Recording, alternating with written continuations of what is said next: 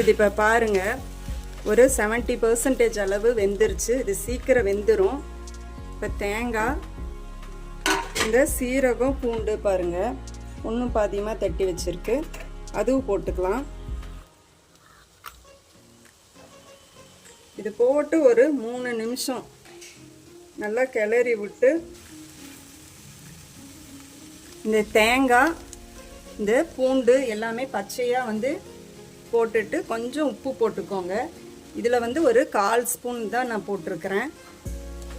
நான் ஒவ்வொரு இடத்துல ரத்தம் வாங்குறப்ப அங்கேயே போட்டுருவாங்க, கிடக்கூடாதுன்னு. உப்பு நீங்கள் ஃபஸ்ட்டு கம்மியாக போட்டுட்டு டேஸ்ட் பண்ணி பாருங்கள், அதுக்கப்புறம் கூட ஆட் பண்ணிக்கோங்க. இப்போ சாப்பிட்டு பார்த்துடலாம்.